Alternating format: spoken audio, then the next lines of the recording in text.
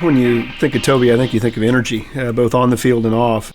If you go back and look at some of the highlights, it's amazing from side to side how many people he caught up with. And I think in terms of passion for the game, you never question that. But he was a big part of some pretty exciting games. Everybody in the locker room liked him, but he did have a few issues off the field. I got in trouble a little bit, just going out a little bit too much. I was just kind of headed down the wrong path. I really didn't take football as serious as I should have been just because of what I was predisposed to. Toby, what is cool? What exactly is the purpose of what in a book bag? But we were able to corral him and make him understand how important it was to get his education at the University of North Texas. And eventually he came around, and we were glad we had him. My junior year is when I realized, hey, take your life serious because you got goals. And the problem is before I thought I was on track to reach my goals, but if you really want to achieve the things that you want to achieve, then I got to get focused. And I have to cut out a lot of different things and cut off a lot of different people to get where I'm trying to get to. So around my junior year, I started taking football real serious, and I got really focused on my goals, which were the NFL, my goals, which were taking it to the next level. I was top 5 in the nation in tackles at that time, and I felt like I was on pace to have the greatest season that I've ever had. I got an injury my senior season, halfway through the season. When people usually say stuff like, hey, make sure you have a plan B. In my mind, I'm thinking that you're talking to the people who suck at football, or the people who are just not that good at football, right? So I never took that serious. So it was the first time I ever had to question myself, like, all right, what are you going to do now that football is over? And for the first time in my life, I was stuck. I had absolutely no clue. I was completely lost. So when that happened, it was like I hit a real dark place in my life. And so what I told myself is I need to sit down and not do anything until I figure out what exactly I'm going to do. Like, what is my life? Who am I outside of Toby, the football player? And it wasn't until I made a conscious decision to let my little football dreams die that I started feeling like I was moving in my purpose.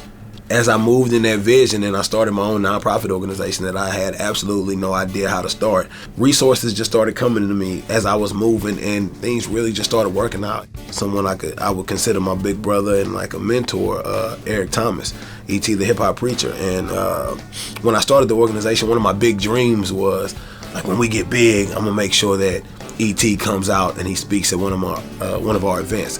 What up, what up, what up? It's your boy E.T. Look, man, on the real, you guys know. And I used to watch his videos religiously. I saw a number that was scrolling across the screen, right? And I was just crazy enough to call the number that was scrolling across the screen. I was like straightforward. I was like, look, we're broke right now. We don't have any money. We barely got t-shirt money. So one of my dreams is when we get the right amount of funds, we're gonna pay you to come out here and speak at our events. And he told me, he's like, we're gonna cut that short. When I get booked for another gig in Houston, I'll give you as much notice as I can, and I'll come down and I'll do your event for free. Long story short, he did.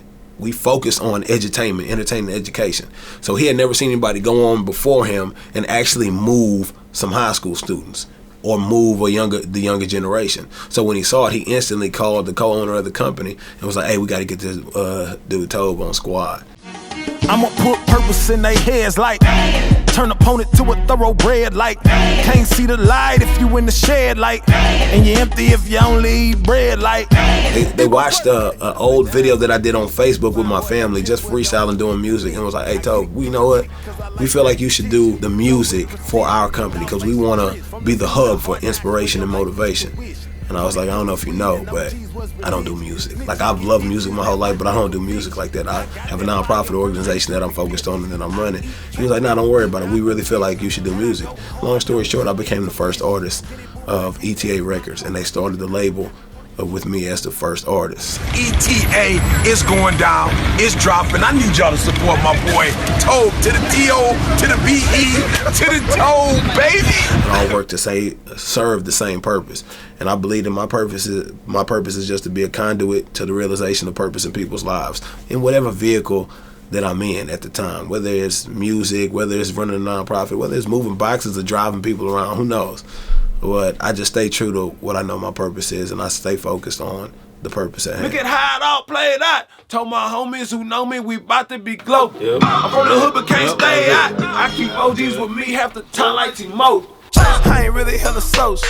My supporters, they know how I move cause they follow. Turn my circle to an O.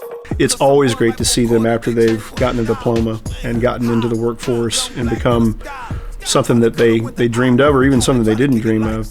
In his particular community where he came up in Elsik, they've got a lot of kids that are in need of mentors like Toby, and it turned out well that, you know, that he can go back in and he can tell his story. You know, he can tell them that, hey, I was just like you, I wasn't all there, but he's dedicated himself to turning his life around and helping others, and that's been a big plus for his community.